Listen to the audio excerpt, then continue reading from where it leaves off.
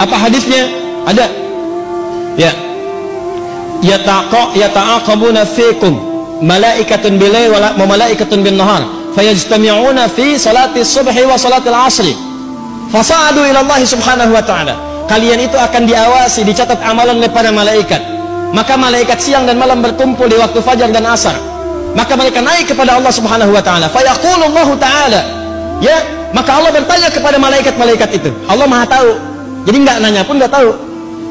Nggak nanya pun nggak tahu. Cuma untuk memastikan tugas ditunaikan dengan sempurna. Dan menunjukkan kepada hamba, malaikat tidak akan mungkin menyalahi perintah. Quran surat 66 ayat ke-6. La ya'sunallaha ma amarahum wa yaf'aluna ma yu'marun. Kadang-kadang ada berita disampaikan itu bukan karena Allah nggak tahu, tapi untuk membuktikan kepada hamba, nih ciptaan saya nggak akan keliru. Lihat, kata Allah, bagaimana keadaan hambaku ketika engkau tinggalkan?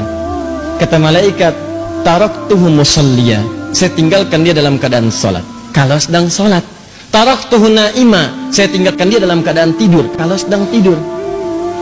Bayangkan teman-teman, subuh, Allahu Akbar, Allahu Akbar, Anda sedang zikir di masjid, bersiap sholat. Malaikat naik menyampaikan kepada Allah.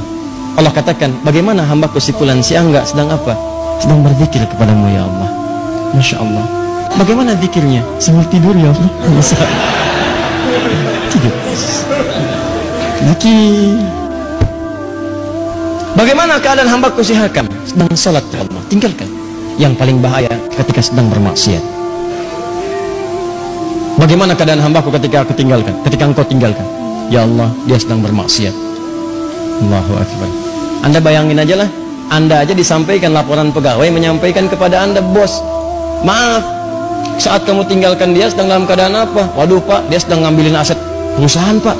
Pelan-pelan dia masukin tuh gini. Perasaan Anda bagaimana? Pecat dia besok. Untungnya Allah itu rahmatnya lebih tinggi daripada murkanya. Kalau mau tobat, saya ampuni dia. Dorong dia untuk tobat. Nah itu subuh dengan asar. Kemudian yang kedua, setiap pekan.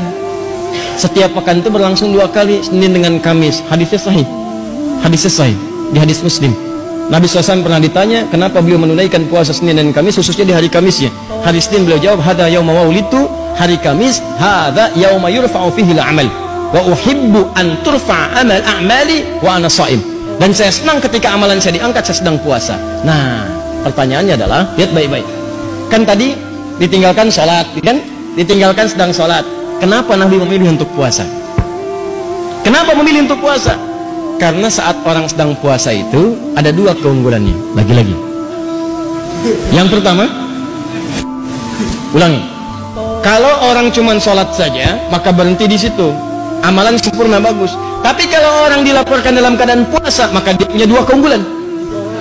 Yang pertama, Al-Bukhari, Kitabus Siyam, nomor hadis yang pertama, posisi paling kiri sebelah atas. Riwayat sahabat Abu Hurairah. As-siyamu li wa ana ajzi bihi. Kata Allah, puasa itu khusus untukku. Jadi puasa itu amalan khusus yang langsung Allah kasih pahalanya. Sholat itu amalan memang wajib, tapi amalan umum, semua orang juga sholat. Jadi ketika Anda sholat yang catat pahala malaikat, tapi ketika Anda puasa yang berikan pahala Allah langsung. Ya. Maka ketika orang puasa, sebetulnya ketika diangkat amalannya dilaporkan kepada Allah sedang puasa, maka lebih tinggi nilainya dibandingkan orang yang standar, karena pada saat itu Allah sendiri memberikan pahalanya. 1.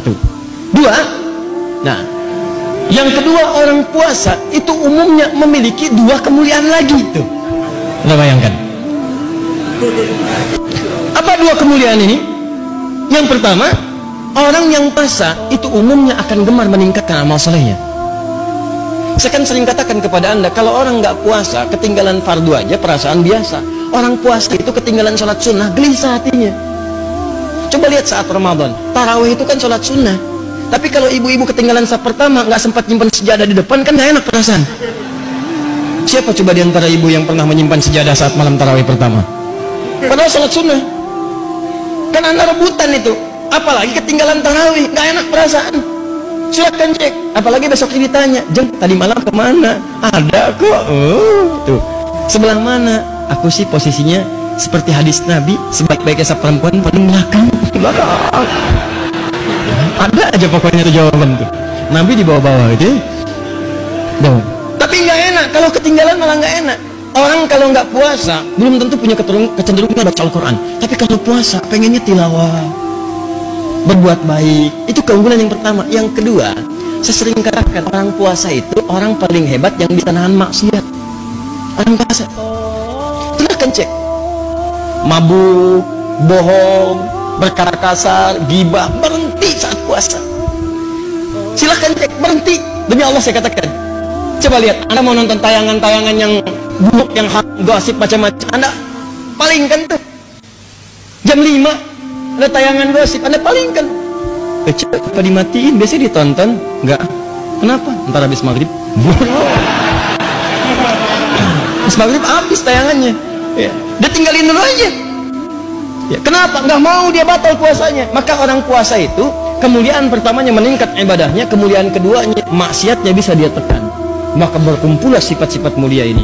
Di kalau tiap subuh dengan asar orang ini dalam keadaan sholat dia mulia, Senin dengan Kamis dia puasa dia mulia, apalagi bulan Sya'ban, ada setahun, sebulan itu dilaporkan amalan setiap hari. Kalau yang tadi itu kan maaf, kalau yang tadi tiap hari subuh asar, yang kedua pekanan Senin Kamis, sebulan Sya'ban ini amalan setahun disampaikan kepada Allah, dari Sya'ban kemarin ke Sya'ban berikutnya. Maka kata Nabi, saya pengen begitu amal saya dilaporkan dalam keadaan yang sempurna. Bagaimana ciri sempurnanya? Saya sedang puasa, karena saat puasa itu amalan saya meningkat. Yang kedua, saya bisa menahan maksiat. Tapi yang paling penting adalah persiapan Sya'ban itu adalah sebagai warming up, adaptasi menghadapi bulan Ramadan. Paham sampai sini?